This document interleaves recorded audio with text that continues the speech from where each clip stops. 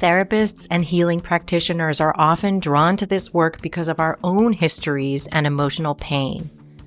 The only way to thrive while we help others heal and to avoid burnout is to do our own healing. On this podcast, practitioners share their own vulnerable stories about their pain, trauma, healing, and growth. My friend Megan has been a successful couples therapist, group practice owner, and business coach.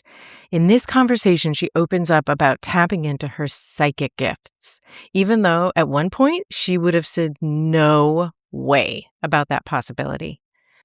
Maegan Megginson is a spiritual strategist and sabbatical coach for small business owners who want to recover from burnout, reconnect with their intuition, and design sustainable ways of working.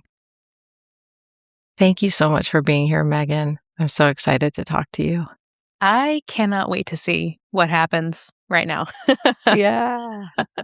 So, what story of healing would you like to share? I would like to share about the doors I've walked through that have dropped me in to the deepest layers of healing in my journey. Beautiful. It's kind of mysterious, but also like they've been mysterious doors. So Yeah. feels right. Yeah. So how did you get to those doors? Were there practitioners involved? Was it was it a solo journey or how did it happen? Such a great question. Obviously, I want to share about some specific doors I have walked through.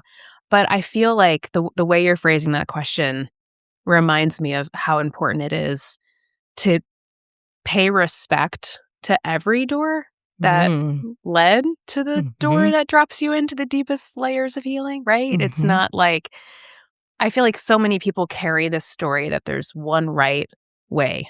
There's one right modality. If I just find that one right thing, then I will finally heal myself, whatever that means. But in my experience, the wisdom that I have walked into is that one door opens another, and every single step you take, every single thing you say yes to is a thread in the tapestry of what helps you heal. So for me, those initial threads of healing, like the conscious choice of who am I going to pay to help me with my problems, was very traditional talk therapy. So I just so much reverence and respect for the field of psychotherapy in the Western world. And that for me was the safest entry point. I think it is for many of us, right? It's okay, there's this thing, it's called therapy. It's you go to, they have a license and you go to their website and you schedule an appointment and this is what they do and this is how they practice. And it really spoke to my mind. And I think early in my healing journey, I was so in my mind, as many of us are, right? Very much in my intellect, and really needed a healer who could meet me intellectually. And who could meet me in the talkie. So many therapists over the years, my current therapist, who, I still connect with, it's just nice, she knows my story. I've been with her for almost 10 years. Nice. Was really the beginning of my healing journey of just helping me talk it out and meeting me intellectually and meeting my mind. But I got to a point, probably, I'm going to say 6 or 7 years ago, when I started to feel the limitations of the talking. And spent several years fully committed. And I was working with a therapist who was very somatically oriented.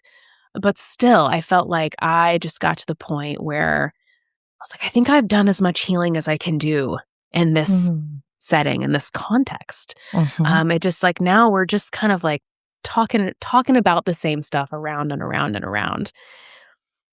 The next door that revealed itself to me was mushrooms. The mushrooms showed up. They tend to show up, I have learned, when you are ready. The teacher, what's the expression? The teacher appears when the student is ready. Well, yeah. And I like, as you know, some of my healing happened around psychedelics, and it had been presented to me many times before where I was like, "Oh, that's so nice for other people." So it's just like, yeah, like, even if it comes to you when it's not the right time, you can't even recognize it. It's so true. Right? It's like there's not a frequency match. Yeah. Yeah, it does. It feels like this like wild and crazy thing for somebody else. Yeah. I moved to Portland, Oregon 10 years ago. Mhm. And you can't turn a corner without somebody Mhm. talking about mushrooms in Portland Mhm. and psychedelics. But yeah, you're right. It always felt like a conversation for somebody else. Mhm. And I was, interested, like I was intellectually interested in this Yeah. conversation about psychedelics, but there wasn't a resonance in my body Yeah. that said like, "Oh, maybe this is for you." In fact, it felt very not for me. It Mhm. felt like the who I was and the way I moved through the world was not compatible with psychedelics and whatever that meant. I didn't even know what it meant. Yeah. It just didn't feel like a match. And then a door opened, and Mm. a dear friend opened the door. Hmm. He was beginning to work with psychedelics as a facilitator, as a guide. And this is somebody who really interestingly, we connected when I first moved to Portland, also a therapist. And we connected and we were both certified sex therapists. So we Mm. connected as like part of the sex therapy community in this very intellectual, professionally oriented way. And over the years, both of our lives were following whatever threads we were following, and we were meeting up to have lunch, and as we often did, and we were just chatting, and he said, and I was telling him at the time I was going through my inner process of realizing I didn't want to see therapy clients anymore, Mhm. that was like an identity personally I was ready to step away from. Mhm. And he said, I would love to hold space for you to do a mushroom journey Mm. around this transition if that calls to you. And it was one of those moments like you're saying where all of a sudden this conversation that never felt like it was for me very much felt like it was for me. Mhm. Just a deep knowing of like I need to say yes to this. And then Mhm. like, "What?" Like, "What am I saying yes to? This is crazy." I was already feeling very crazy, just being in this place of like, "I don't Yeah. think I wanna be a therapist anymore." Like, that was making me feel crazy. It's like, there was a lot of, "Who am I?" Like, Yes. who even am I right now? And now this person is, like, offering to give me mushrooms, and I, like, wanna say yes? Like, what is going on? But I knew in my body, I was like, "It's a yes. I need Yeah. to do this." And actually, can I tell you a quick side story? Please. Okay. Side story.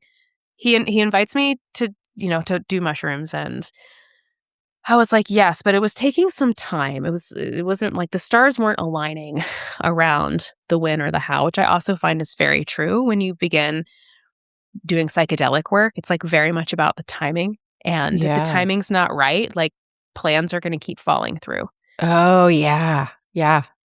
until the time is right, and then it will happen. Totally. And so plans kept falling through, and somewhere in there, the same friend who I'm just forever grateful to, we were going to a concert, an outdoor concert in Portland, seeing one of my favorite bands, Lake Street Dive. Love those guys. And he said, I can bring some MDMA. Do you want to try a little bit? And again, it's like, good girl Megan is like, no, I don't do drugs. How Yeah. dare you? How dare you? Like I never even smoked pot until I moved to Portland and it was legal. Yeah. I was like, very good girl. I absolutely followed the rules. And and again, it was one of those moments where I was like, it's a yes for Mm. me. I'm Mhm. like, what? And who am I? And what am I doing? So we go to this show outside and we do MDMA. And here's the moment when I knew that like psychedelics are magic. My whole life, I love music, love going to concerts. But my whole life, I have felt very restricted, constricted in my body. Mm.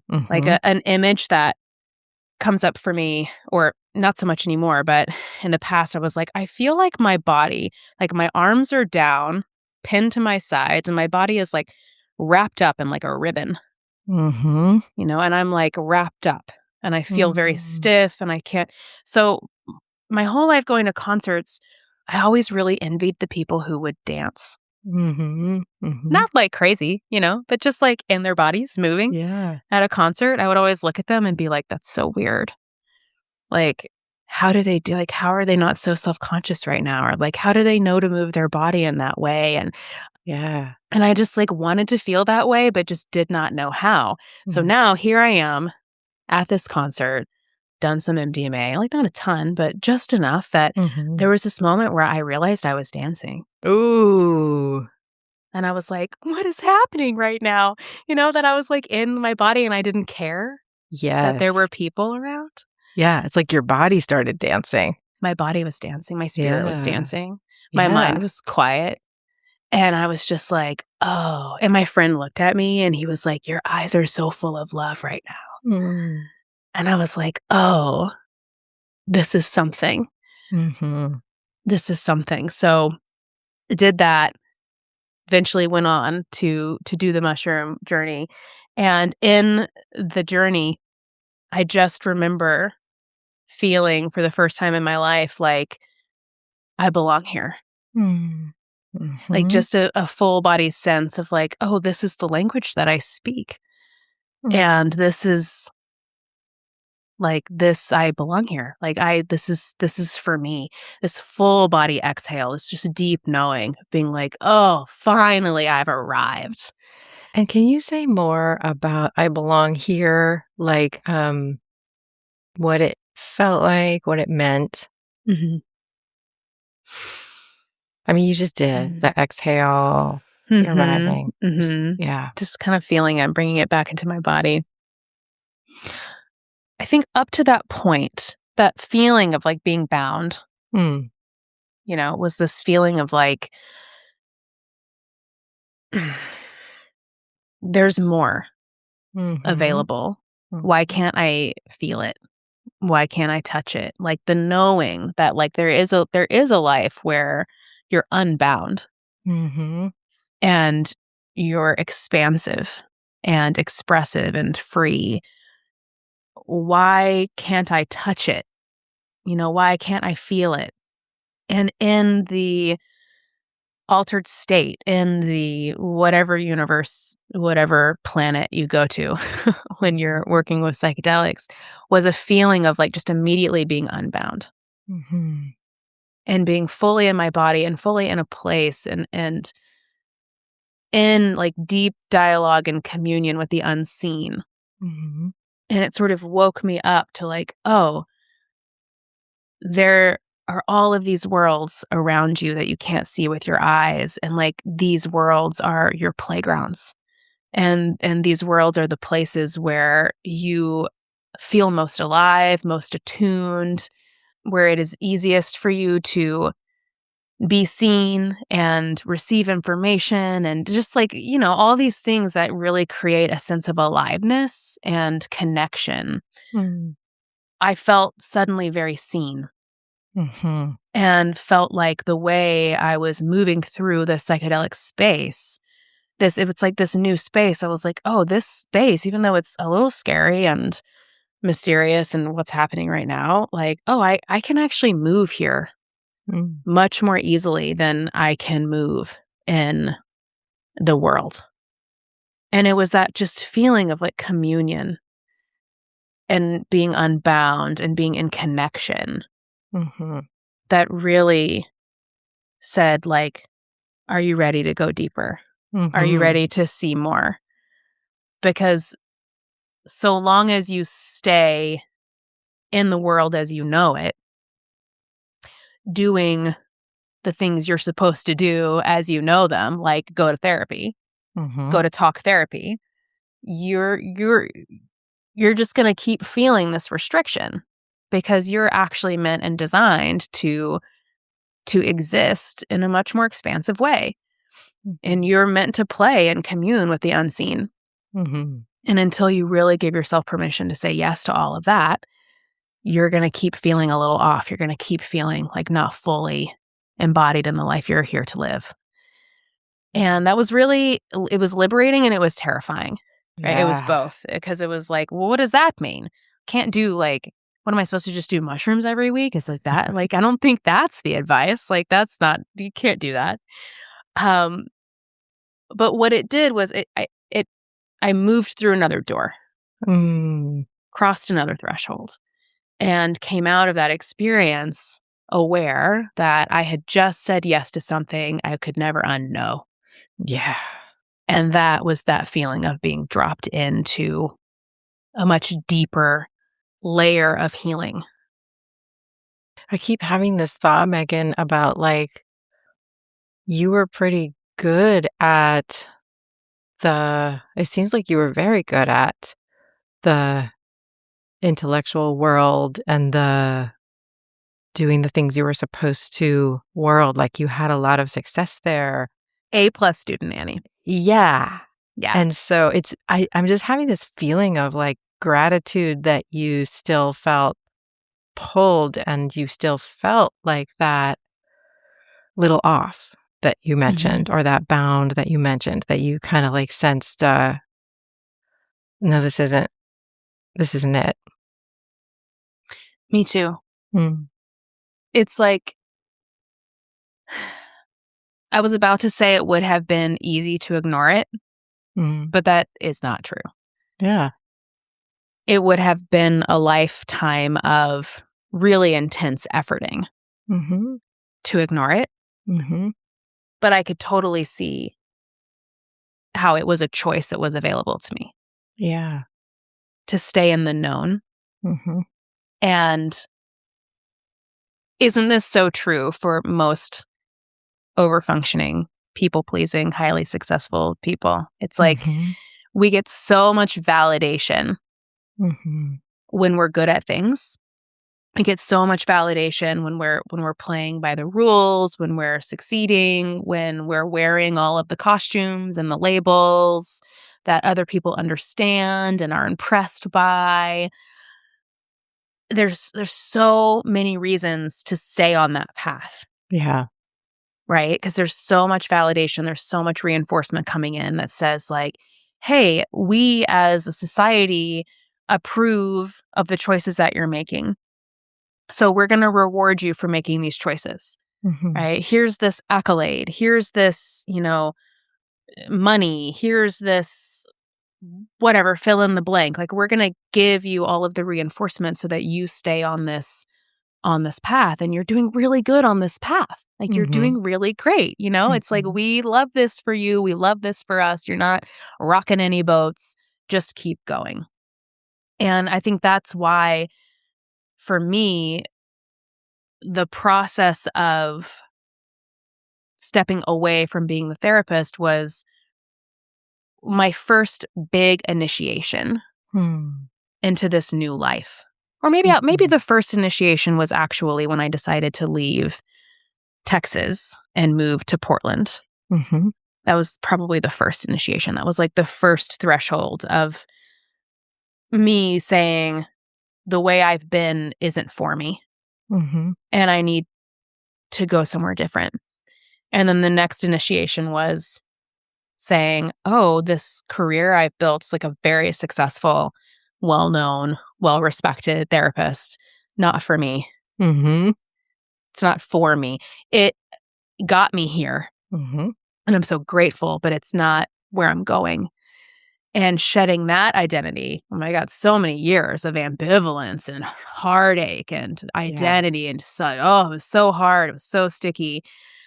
But that was an initiation, and then, like, another initiation was saying yes to psychedelics and moving into this more spiritual, consciousness expanding life. It's like Yeah. another initiation. I mean, each time it's like getting a little bit, and for me, this is what healing is all about. It's like Mhm. making choices that get me closer to who I've always been.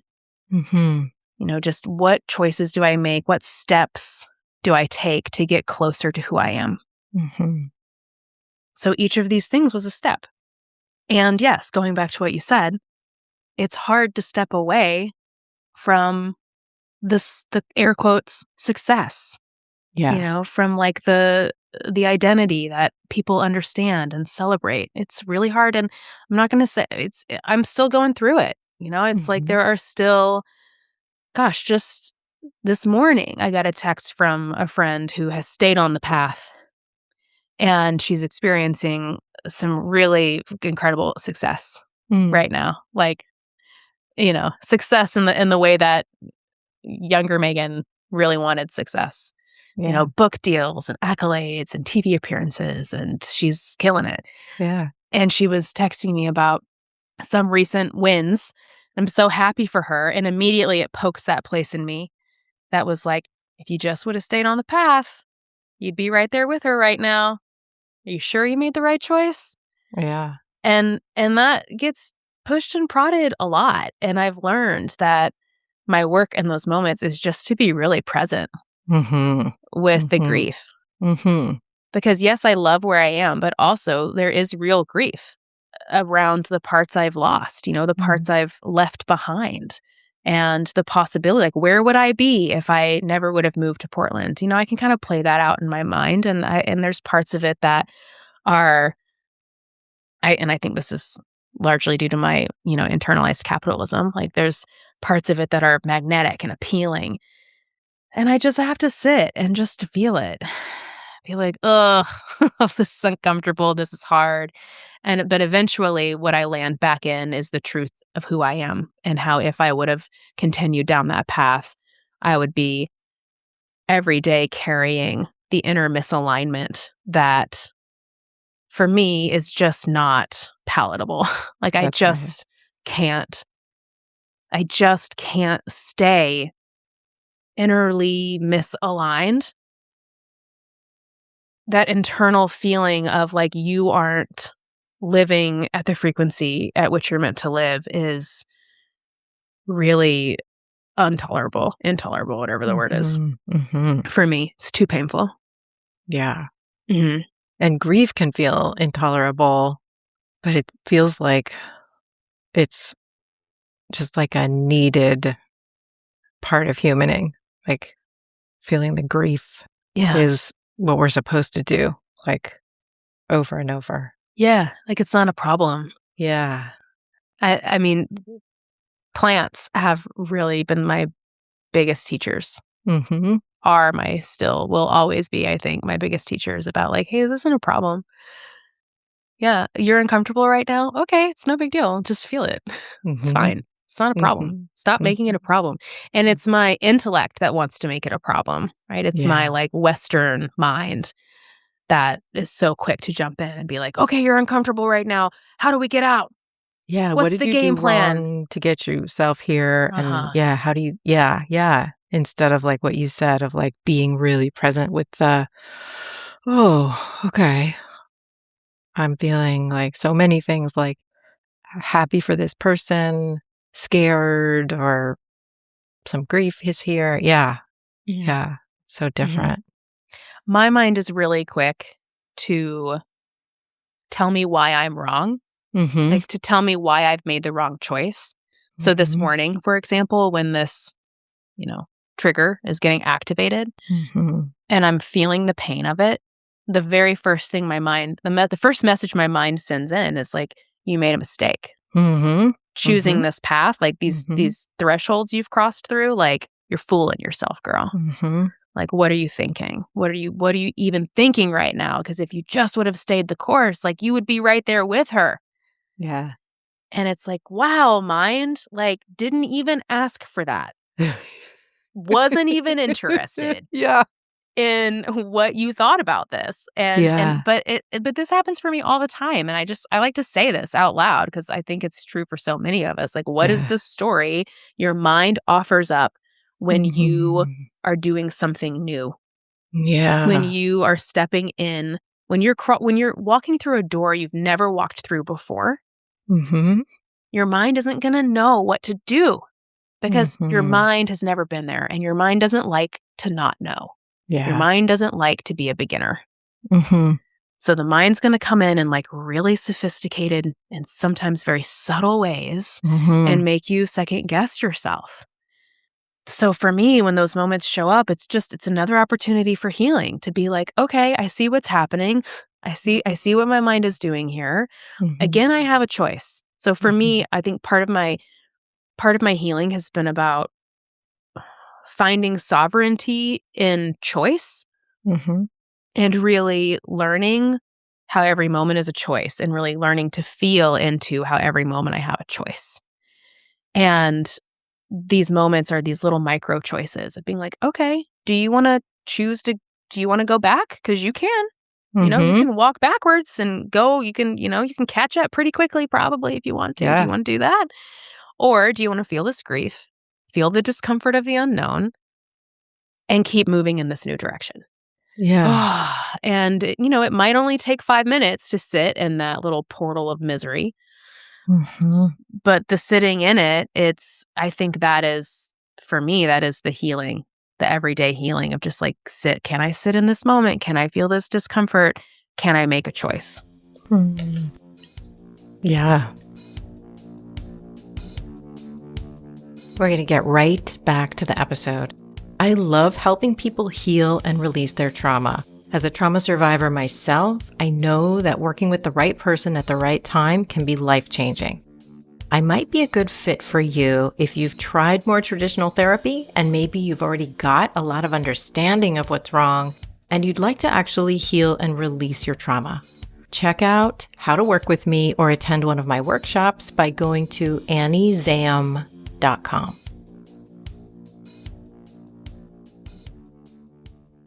So I'm super curious about the next door. Oh, great. Are you open to talking about that? So open. Okay. As I continued saying yes to psychedelic experiences, a lot of new people started flowing into my world. And new people started flowing in, new opportunities, new conversations, new content. Everything from the people I would run into at the grocery store to like the suggested podcasts that would show up in my Spotify algorithm, right? It's like everything starts changing. And as I was doing more work with plants, both psychedelic and non-psychedelic plants, because I feel like that was also a door that opened for me, was like, hey, psychedelics are awesome, but actually all plants want to talk to you. And I was like, what? Like animism starts coming into my life. And I'm like, what? Everything's alive? And I'm like, obviously, and I'm like, oh, okay, here I am again in the belonging and the comfort and the expansiveness of being like, right. So everything is really coming to life in my world. I'm just starting to see how like everything carries consciousness. And so I'm sort of swimming around. And then I begin to notice that all of these people, conversations, opportunities start popping up around psychic abilities. And I was like, we got to draw the line somewhere. That was like my initial reaction. We got to draw the line somewhere. I love that, Megan. Being like, okay. Shut it down here. Shut it down. Like, that this was the is last where door. That's it. That was it. No, girl, no. Right? No. And I'm just like, I grew up in outside of Houston, Texas, in a little place called Baytown. And it's like oil and gas country. It's like refineries, like very working class, very just not this, And it's like there's like the two psychics who have like the billboards on the highway with the crystal ball, and everyone's like, oh, what a scammer.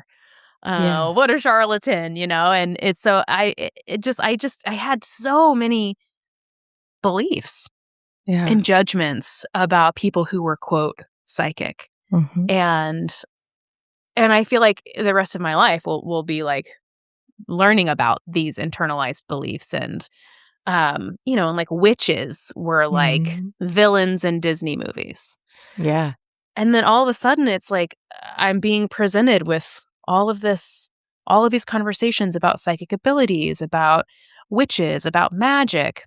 And it really was challenging. It was challenging me in the way that when you're someone who is very connected to your own healing, you know that when you get poked a certain way, it's meant for you. Mm-hmm. Yeah. You know, when it activates like a certain type of defensiveness or judgment, you're like, "Oh, this is for me." Mm-hmm. Mm-hmm. So I just decided to start with curiosity, non-judgment, no expectations. I was like, "Well, what will you learn if you just start saying yes to some of these introductions?" Like one person would be like, "I really feel called to like introduce you to this person," or like, "I don't know why, but I kind of feel like you should just do like a session with this channel, this channeler, or you Mm-hmm. should just like have a conversation with this tarot reader, or you should go to this herb shop." People are just people. I mean, I love this. I now like fully believe in the synchronicity of these magics. When people just drop a little seed in front of you, Yeah. they're like, "Have you ever thought about this?" And then they walk away and never, maybe you never even talk to them again, but they just Mm-hmm. gave you something that you needed. Mm-hmm. So I was like, I'm going to start paying attention to this. And I just decided to start spending money on sitting with different people who said they had different gifts. Mm-hmm. And it took very little time before I realized I am one of these people. Okay. And like, Okay. how funny that you've gone this many decades in your life and you didn't know this. Yeah. So it's like the initial resistance to really moving into like the psychic, intuitive, channeling, witchery space was strong. Mm-hmm. But I feel like the psychedelics really softened me Mm-hmm. enough to be able to like hold the both and, Yeah. to be like, yeah, there's like a really strong judgment and resistance to this, and I know I need to say yes to this. So let me just do it and see what happens. Mm-hmm. So I'm like so much gratitude to the mushrooms specifically, because I feel like they really opened my mind and heart to the possibility that this was true, and then they helped strengthen me, like Mm-hmm. to give me the strength and the capacity to say yes to exploring some topics that were really hard to explore and Mm-hmm. felt really scary. So I started getting a lot of readings Mm-hmm. with people, with very different people, practicing And very different types. how Mhm. did you find these people? Was it always an introduction, like a friend Almost had worked with always. this person and yeah, Almost yeah. always, like a direct point of contact. Mhm. I don't think there's anything wrong with I don't spend a lot of time on social media, but working with clients working with my clients, I know a lot of people, those little seeds are given to them via like Instagram feeds. Mhm. Mhm. So they'll like get a little Instagram pop and be like, "I think I need to talk to that person." And they'll say yes. So I think it's like when you feel the little hook in your heart Mhm. that just gives you a little tug, Yeah. like that's it. And Yeah. for me, it was a lot of direct introduction. And this is okay, this is interesting, Annie. Mhm. I feel like this is part of my process. Most of the work I've done and most of the mentors and teachers I have learned from or now study with are people who are very underground, Mm. Mhm. which Mhm. is very the opposite of the path I was originally Yeah. taking. It's the opposite of what you and I both used to do, right? Right. Being business coaches, helping people get super visible, Yeah. right? Yes. So Yes. interesting, Megan. I know. I still feel like I'm in the process of this piece of it, Yeah. but I have noticed over time where I'm like, okay, old Megan, she would have wanted, and she did. Like, Yeah. she wanted to work with the most well-known people in whatever space she was Uh-huh. currently exploring, Uh-huh. right? Like, I wanted the most well-known person, Uh-huh. and I wanted to pay them a lot of money, and, like, if they didn't have, like, esteem and their own success, wasn't even interested in talking to them. Mhm. And now here I am, and my whole life is comprised of people you're never gonna know. Like, Yeah. and they don't really need to be known, like, that's not their vibe, that's not what they're here to do, and I have to hold now, and this is, like, really alive in my own work right now, that there is work I feel I'm here to do at a large scale, on a large scale. And there is a part of me that is very like witch in the woods. You'll find me when you need to find me. And like holding the tension of those two things is very challenging for me in this season. That's interesting, Megan. Yeah. And the people who you're learning from who are much more underground, I'm wondering if they are like really tapped into enoughness in their just the way that they're living, the way that they're running their practices. What do you notice about that? My felt sense is that they are very connected to enoughness. I try really hard to take off my business coach hat when I'm in like the recipient chair, you know? So I'm like, I don't need to know what's going on. Because there are times when I'm like, this person should be charging me quadruple what they're charging me. Like, how are they even surviving right now? You know? And then like that part of me gets hooked in and I'm like, I wonder what their like revenue stream is like. And then I'm like, stop it. Like, it doesn't matter. Like, it's not your business. Yeah. It's not your business. And I never with these people feel the projection of scarcity. Like I feel their deep presence, their attunement to what they are here to share, and their trust that their needs will be met. Yeah. And that's really interesting. And I don't know if this is true for you, Annie, but for me, when I'm starting a new healing, like receiving a new healing modality, there's usually a phase at the beginning where I'm like, is this what I'm supposed to do? Is this who I'm supposed to be? Yeah. Just like this? Again, it's that mind that like just wants to know what we're doing here. It's like, you and I both, I think, have parts that want to like cut to the answer. Yeah, can we just let's cut to the answer? Just get to the chase, you know? Time's a ticking. Yeah. It's like, yes, absolutely. So there was a season when maybe 4-ish years ago, there was this season where I was doing a lot of this work. I was like sitting with a lot of medicine women. I was sitting with a lot of psychic guides and these people who are very like witch in the wood vibe, you know? It's and I was like, oh, is maybe my work is that I'm supposed to like let go of any visions of scale, of visibility, and just let it be okay to be like this, you know, to be sort of contained. And I spent time in the wondering of that, of like, is that like, am I supposed to be here? Is this like, is this vision, this yearning I've had to like be on stages and lead a movement, like, is that all just my ego? And I've really, over the last 4 years, have had to sit with this in some really deep and uncomfortable ways. And I'm sure it will continue evolving, but sort of where I'm landing with it right now is that, like, I mean, surprise, surprise, like, you should never map yourself onto somebody else. And liberation really shows up for me when I stop looking for someone who is doing things the way I am meant to do the things. Yeah. And like really kind of feeling more expansively in my body to say, okay, what do I know is true? And I feel like really nurturing and training my own psychic gifts, which we all have, by the way.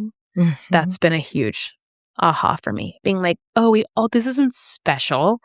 We all have these gifts. It's just like, do we choose to learn about them, nurture them, expand them, or not? And for me, it's been a big yes. I've been like, oh, yes, which I can say more about if we want to in this conversation. But as I'm like expanding my own gifts and like really kind of just clearing the canvas of possibility for myself and asking the plants and asking source and asking my higher self and asking my guides, like, what is the work I am here to do? What does it look like? What does it feel like? It's building in this this capacity in my body to hold that, like, yeah, you're not wrong. Like, you can do this in a really big, visible way. You can lead a movement, but you don't have to. Yeah. And it's like, oh, and it's like, you get to choose. If you want to be the witch in the woods, you can be the witch in the woods. If you want to lead a movement, you can lead a movement. Yeah. You could also do a little bit of both. You get to choose. Yeah. And it's like, whoa. And that for me is when I know I'm like, I've healed something. When I'm like, oh, look at what I know is true about who I am. I could say yes to this. I could say yes to this. And I have a lot to share and I really want to share it, but there's no right or wrong way to do that. There's no pass or fail test. I'm not going to like die. And then it's like, did you do your job? Yes or no? I'm like, oh, you have so much choice. You have so much choice. Anything is possible. And there's something so non-prescriptive about that that's so different from the life I came from, which is extremely prescriptive. You know, you go to grad school and then you get your PhD and then you turn your dissertation into a book and then you know, and it's like, you just, here's this ladder, you can climb. And it's like, nope, there's no prescription here, only possibilities. And your work is to feel into like what is true and aligned for you. And can you trust, and this part is hard for me, I will admit, like, can you trust that whatever choice you make, you will be provided for? Like, your true needs will be met. That's hard for me. I still have a lot of internalized capitalism and scarcity wounds that show up. But I do feel the truth of like, this is what I am here to feel and discover and share. I love that. Yeah. So the enoughness is there and it's a choice. Yeah. Yes. Yeah. So can you share, do you feel comfortable sharing anything that you have done or do or don't do that like helps you open up and expand these gifts? Yes. Okay. Let me just feel into what wants to be shared.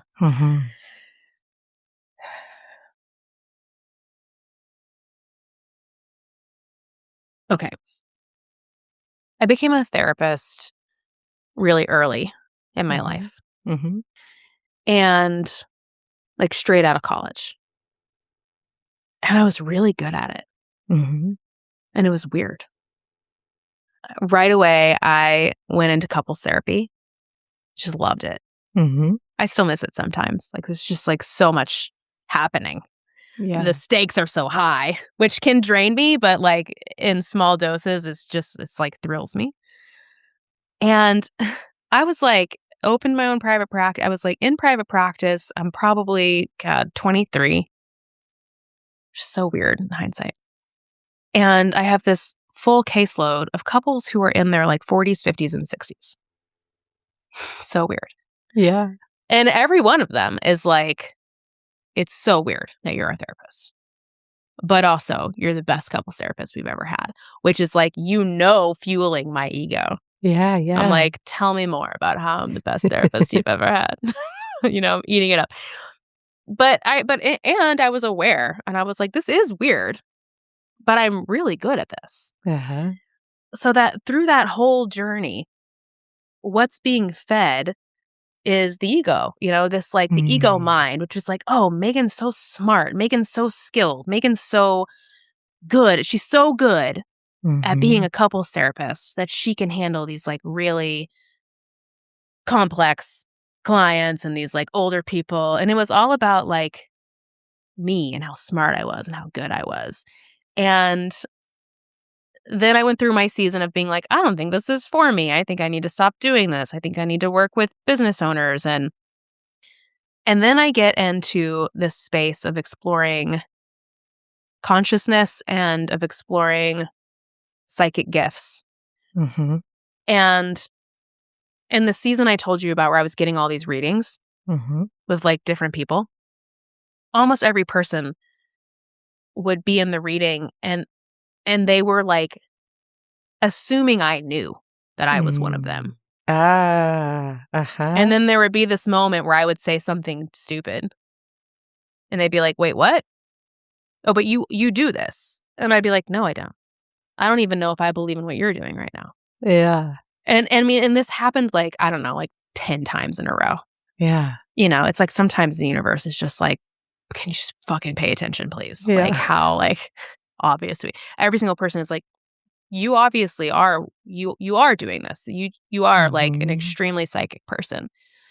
And I'd be like, no, I can't. No, I can't. No, that's not true. No, that's not true. And then finally I was like, I don't know, maybe it's true. Oh, and I also felt, Annie, like people were just trying to sell me. Okay. So this is like my own like capitalist online business wounding where I'm like, you're just saying that because you want me to pay you to teach me how to do what you do. Yeah. You want me as a student or You want me as a student. So I didn't trust. I was like, I didn't trust people. Like that was really being illuminated for me of being like, God, I really am carrying this belief that everyone's just trying to sell me something and they're just telling me what I want to hear so that I'll buy something.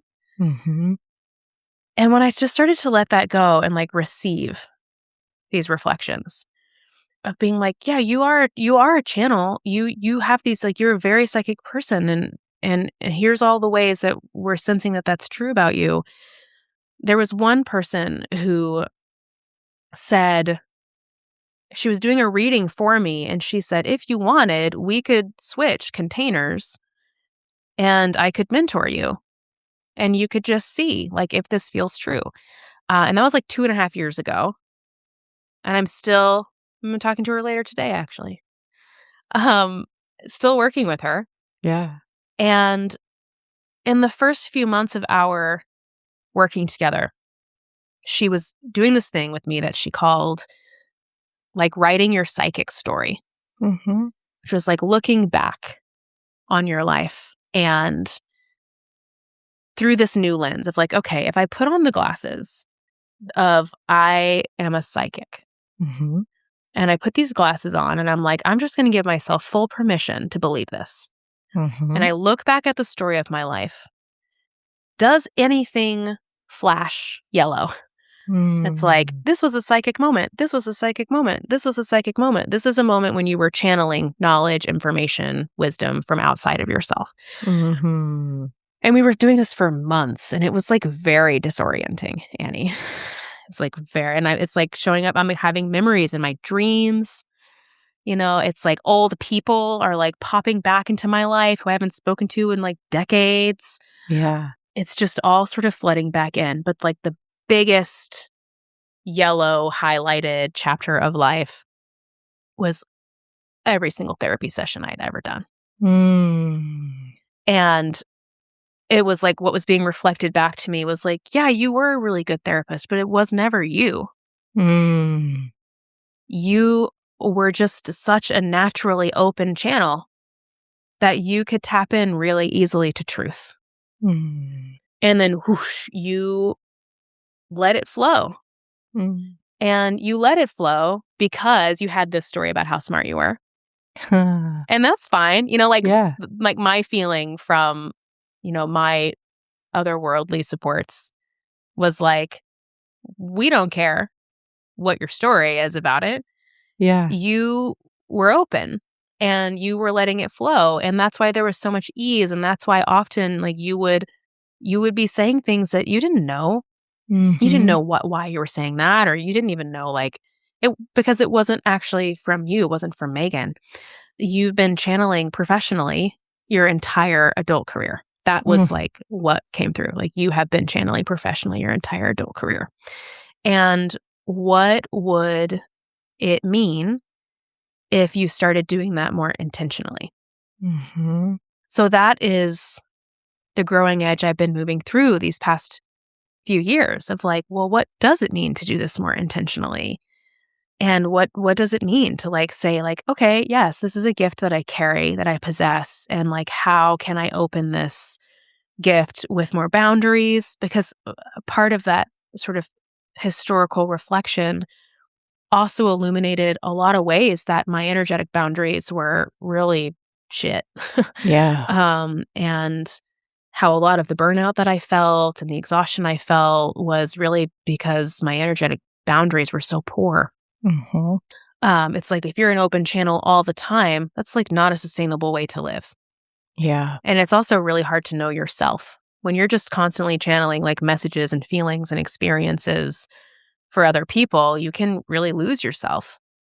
And that's really tricky. So the first, I would say, like big chapter of work I had to do with this teacher and in other settings too was learning about energy and learning about energetic boundaries and learning about discernment, like how to discern what is coming from me and what is coming from outside of me.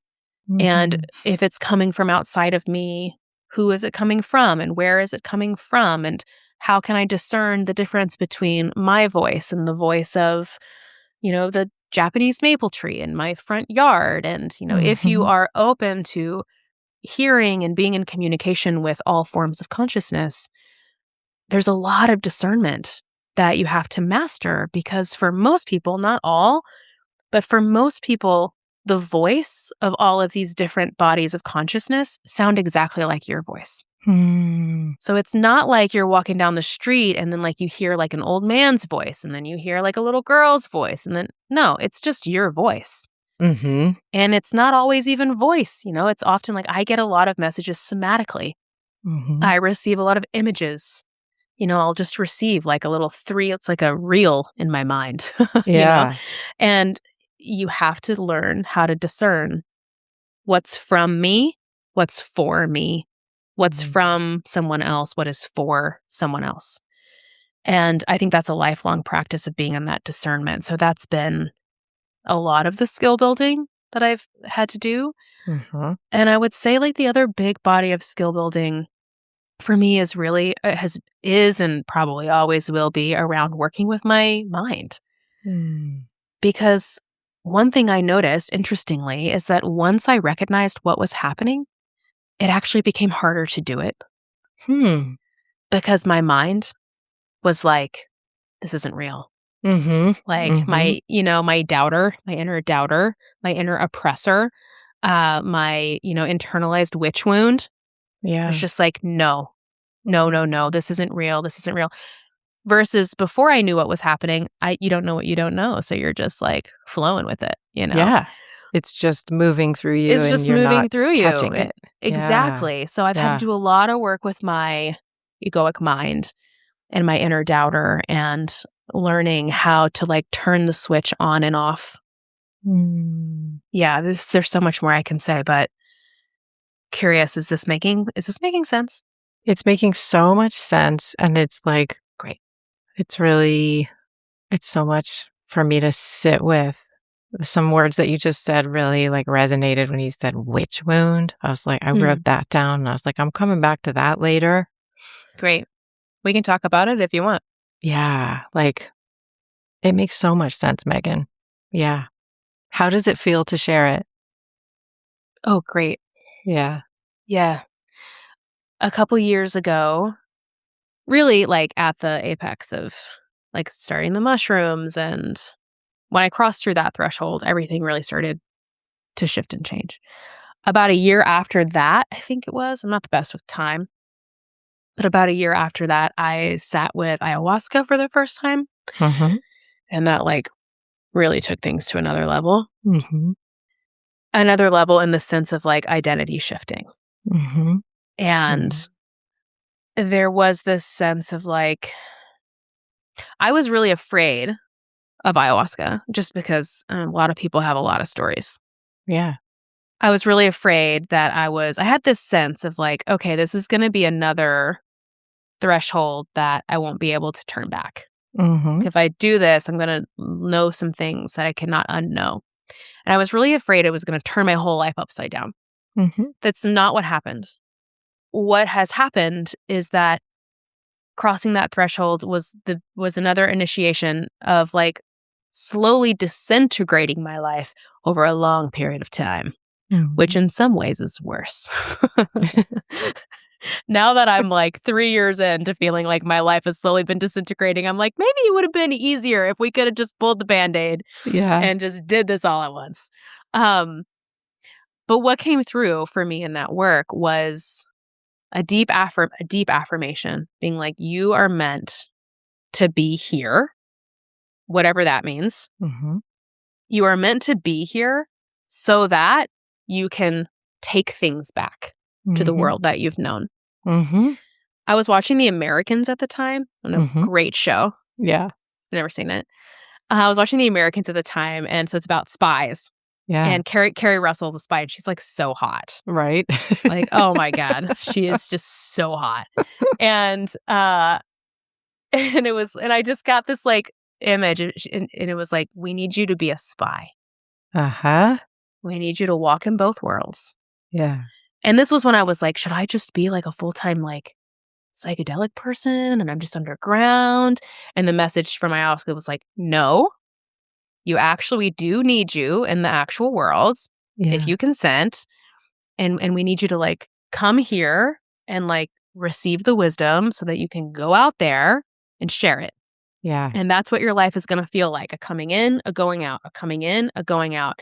And I was like, that seems like a lot of work. I don't know. I was like, I don't know if I want to consent to that. And they were like, what if you think of yourself like Carrie Russell?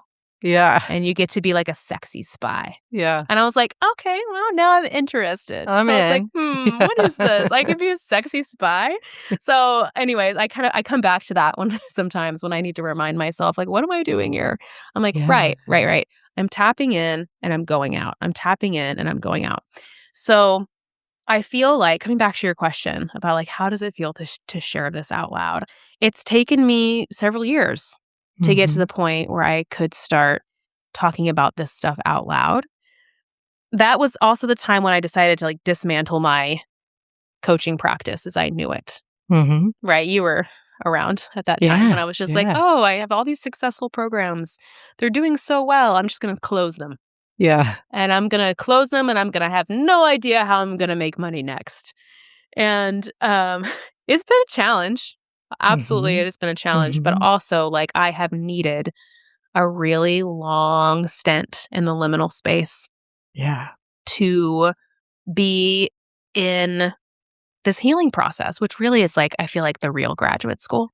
You know, it's like, oh, this is like where I'm doing the real learning that is going to like inform the work that I do. So in this liminal space I've been in the past few years, I have been bringing all of this into the work I've been doing with my clients, with my students, but at a pace and a level of visibility that has felt safe for me. Right? So I haven't been like totally out in a very public way, being like, I'm a channel and I'm an oracle and like I'm like doing mystical work in the world in service of dismantling the web of capitalism. Haven't been quite ready to claim that until more recently. But I was doing it. And with the people I was doing it with, obviously, I was like telling them for consent purposes, like, this is what I'm doing and this is how I want to work with you. And are you open to this? And it's given me an opportunity to like acclimate to this new identity. And now I'm stepping into a chapter where I'm like, okay, I'm feeling more resourced in my body.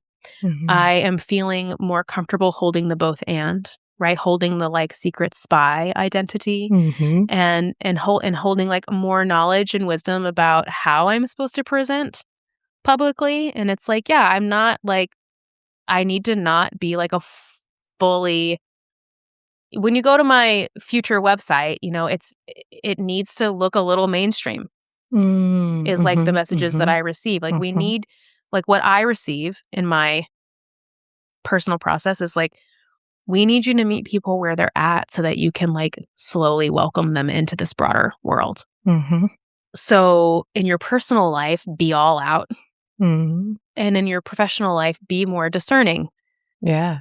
And then once people are in with you, they will know all of you. They will know the fully expressed version of you. And that's like a very nuanced. Yeah. And I'm still feeling into that, but I'm like, okay, this like how I show up personally, how I show up with my clients, and how I show up in my more public facing work is there are nuances in how I show up, how I talk about myself. So here I am sitting with you, like, okay, so in my mind, I'm like, this is a podcast for healers who want to hear real stories about healing. So this for me lands in that middle category. Yeah. Where I'm like, I'm trusting that the people who are listening to this are the people who want to be real. Yeah. And deep. So I feel really comfortable in this space going all out and being like, yeah, I'm a witch and I'm an oracle and I'm figuring out how to use that in service of dismantling the web of capitalism. Like, that's what I'm doing. And that's who I am. And it feels so good to have arrived to this place where with you in this space, I'm like, feel completely safe, completely aligned, completely like unbothered by who might listen or what ripple effects this might have in my life. There's such an ease and a peace and like no activation. And those are it's like very quiet in my body right now, which is like, I've learned my signal that like, yes, this is true. This is right. This is safe. Proceed. Now, I wouldn't say the things I just said to you, like in a YouTube video. For example, on my channel. Like that, I don't think that's the right place for me to share this boldly yet. So it's just like an everyday discernment, I think. Of like, what belongs where and how can I stay in integrity with myself so that I'm not overexposing myself. Like it would not have been appropriate for me to have this conversation with you 1 year ago. I wanted to. I wanted to, but it wasn't time. Like it would not have been an integrity for me to share. I wasn't ready yet. I wasn't there yet. But now I am. And I do like want to celebrate that like, oh, it's been a lot of hard work to get here. You know, like, oh, it feels really good to be here with you talking about this right now. And I trust that it will continue becoming clear to me how I am meant to share about this with the rest of the world. And I don't have to rush it. I don't have to know. I don't have to cut to the chase. It's hard, but it's safe and it's right. And can I just be here now? Yeah. Thank you so much, Maegan. My sincerest pleasure. All right. Learn more from Maegan Megginson at deeplyrested.com. I want to thank Ames Palms for editing this podcast. If you found this episode supportive, please do a couple of things. Share it with your favorite therapist or healer. That is absolutely the most important way we reach more people. And if you haven't already, please hit follow and give us 5 stars. That is so helpful to this podcast. And thank you so much for listening. I'll see you next time.